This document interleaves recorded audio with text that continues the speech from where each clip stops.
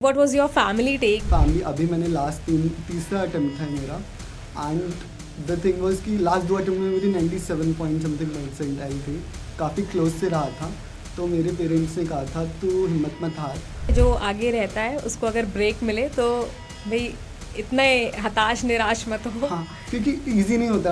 जो बच्चे इंटेलिजेंट होते हैं उनको अगर ब्रेक हो जाता है, करियर ब्रेक हो जाता है, एजुकेशन का कहीं मिलता नहीं है। बट हाँ, अगर उस वक्त में फैमिली सपोर्ट करती है तो काफ़ी हद तक हेल्प मिलती है। एग्जाम की क्या स्ट्रैटेजी थी? फॉर्म में कि सेक्शन सी पहले करूँ या सेक्शन बी पहले करूँ या सेक्शन ए पहले करूँ। सो बहुत सारे ऐसे क्वेश्चंस आते हैं कि मैम हमने एमएससी 2 साल पहले की या 3 साल पहले की, हमारा बहुत गैप हो गया है, अब हम प्रिपरेशन कैसे करें?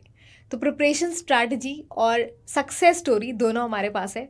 आज हमारे साथ हैं ऋतिक ठाकुर, जिनकी AIR 17 है। आज हम उनकी जर्नी जानेंगे और आप तक ये मैसेज पहुंचाएंगे कि किस तरीके से प्रिपरेशन करनी चाहिए आफ्टर गैप, अगर आपका गैप हो जाता है। सो ऋतिक के जो गैप्स हैं उनके बारे में ऋतिक खुद बताएंगे कि किस तरीके से ये उनकी जर्नी रही है। सबसे पहले congratulations Hrithik, all India rank 17 is a very good rank. और आई गेस आपने बहुत मेहनत की होगी, बट वो मेहनत कैसे करनी है, बिकॉज आपका ड्रॉप रहा है, लेकिन उस ड्रॉप में आपने क्या किया, एक पूरी जर्नी आप शेयर कीजिए। So, after 2023, after completing my dissertation in 2023 from Delhi University, I started looking for jobs in industry.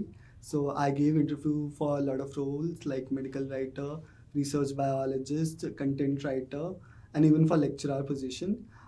Then I did job for few months at a biotech company and as a research biologist. After that, I thought that I should leave the corporate. Corporate is not for me, at least for not for right now. Okay. So I thought to recalibrate my career choices. So I started connecting with my subject, the theoretical aspect again. So I thought of applying for PhD, but at that time only I had cleared GATE. So I had to prepare for CSI NET, ICMR, and TIFR exam. So I started going through all of my subjects and was saying what are the weak points. And for that, for some of the weak points, I saw a video of Adda 24/7, like for developmental biology, which was one of my weakest spots in biology. So I covered that part by seeing Mam's video. And after that, the main strategy that I did this time different was I took the weightage part more importantly here. So I covered the weightage analysis. So what I did, I covered the past 2 previous year paper and did a section wise weightage analysis of each unit and found that the weightage for different unit is different in different sections. So there was some overlap of the units, but around 6 to 7 units were there which were common. So that was the point that I got, that I don't have to cover all the 13 units. If you are lacking in time, then I think you should go for the preciseness. So you should cover some common units like molecular biology, cell biology, genetics, and biochemistry. You can go for animal physiology if you are from zoology field, or you can go for plant physiology because both of them have equivalent weightage. So these major units that were covered, that were giving them more weightage in the exam, because we all know that we don't have to get 200 out of 200. 120 is sufficient for JRF if you are from general category. So I think the preciseness is the ultimate game. But yeah, you do have to know the concepts, and for that you should recommend qualified teachers like ma'am.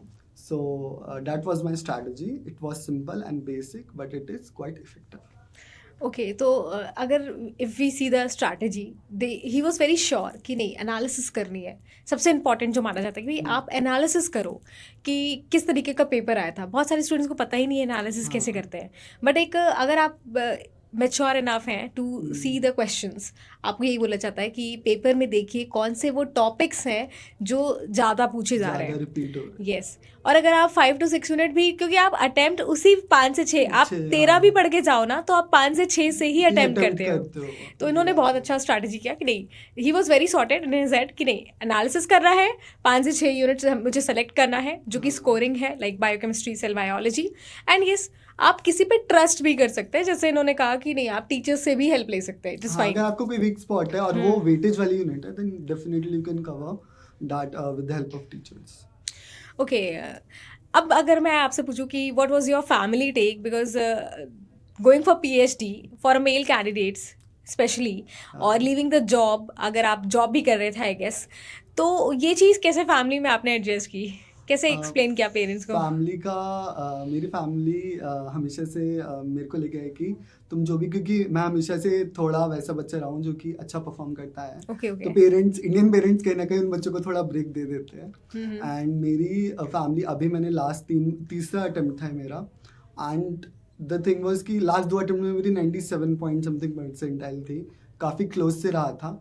तो मेरे parents ने कहा था तू हिम्मत मत हार, कोई नहीं, दोबारा फॉर्म भरियो, और ये मैंने कहा था कि मैं लास्ट बार दूंगा, उसके बाद में भी शायद मैं ना दूं क्योंकि मेरा इंटरेस्ट धीरे धीरे ख़त्म हो रहा है।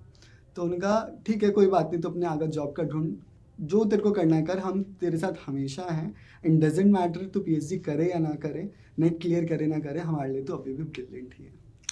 सो वाओ, तो पेरेंट्स का बहुत बड़ा रोल होता है। आप लोग जितने पेरेंट्स देख रहे हैं, सक्सेस स्टोरी में पेरेंट्स का बहुत बड़ा रोल है, और इंडियन पेरेंट्स की एक मेंटालिटी होती है कि बहुत टाइम ना वेस्ट हो। तो स्टूडेंट्स समटाइम्स आपके बच्चे टाइम मांग ही रहे होते हैं बिकॉज उनको कुछ करके दिखाना है, और ये बहुत अच्छा था कि आपने करके दिखाया। Especially I would like to mention my 3 elder sister. Okay. They were very supportive and they withheld me throughout my education from school to master's level, and in this period also, in this unstable period, because I haven't seen this unstable period. I always been like at school after bachelor's after master's, so this was a break, but I kind of managed it with the help of my family and sisters. Okay, तो ये हमेशा से जो आगे रहता है उसको अगर ब्रेक मिले तो भाई इतने हताश निराश मत हो। हाँ, क्योंकि इजी नहीं होता। जो बच्चे इंटेलिजेंट होते हैं उनको अगर ब्रेक हो जाता है, करियर ब्रेक हो जाता है, एजुकेशन के बाद कहीं मिलता नहीं है, तो वो डाइजेस्ट नहीं कर पाते। भले उनकी फैमिली कर ले बट वो खुद नहीं कर पाते, क्योंकि सोसाइटी उनके अंदर एक्सपेक्टेशन डाल देते हैं, उनकी भी अपने आप से एक एक्सपेक्टेशन होने लगती है। तो वो चीज़ जो है, बच्चे खुद के एक्चुअल में खुद ही दुश्मन बन जाते हैं उस चीज़ को लेके। बट हाँ, अगर उस वक्त में फैमिली सपोर्ट करती है तो काफ़ी हद तक हेल्प मिलती है। एंड मैं कहूँगा डजेंट मैटर, क्योंकि एक लेवल के बाद, एजुकेशन के बाद होने के बाद अगर आपका ब्रेक आ भी रहा है तो इट डजेंट मैटर। वैसे तो पहले भी आ रहा है तो भी मैटर नहीं करता, बट अगर बाद में भी आ रहा है तो it's not a big thing. उसके सबकी लाइफ एक तरीके से स्टेसिस पे ही होते हैं, सब जॉब ही कर रहे होते हैं।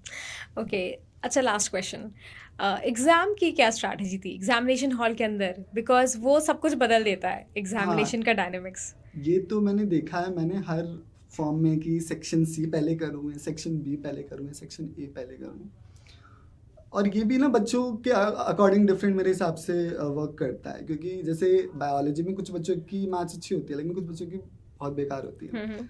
तो आई वोंट से कि आप पहले जाके सेक्शन ए अटेम्प्ट कीजिएगा, जिनका नहीं है। ऑल्दो कोई बहुत हाई लेवल की मैथमेटिक्स नहीं पूछते, लेकिन कई बार हम सिली मिस्टेक्स कर देते हैं, तो वो चीज़ मैं कहूँगी सेक्शन ए पहले मत अटेम्प्ट कीजिएगा। Always go with the weightage.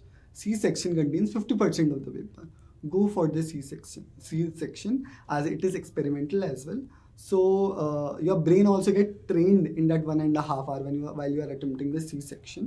So go for the C section first, then B, and then A, but you can modify it according to yourself. Completely depends. It varies, but most of the students go for part C, right? Part C first. It's, I think, a better choice. So I guess जो हमारे students हैं success story share कर रहे हैं, उसमें आपको अपनी variety और अपनी स्टोरी ज़रूर दिखाई देती होगी, और आपको फॉलो भी करना चाहिए, बिकॉज इस तरीके से ही आपको आइडियाज़ मिलते हैं और आप आगे बढ़ते हैं और अपनी प्रिपरेशन को अच्छा करते हैं। बाकी आपको कोई भी क्वेश्चन चाहिए आप कमेंट सेक्शन में हमसे पूछ सकते हैं, ज़रूर आपको जवाब मिलेगा। Thank you so much and once again congratulations Hrithik. इसी तरीके से आपकी जर्नी आगे स्मूथ रहे और आप आगे बढ़ते रहें। Thank you.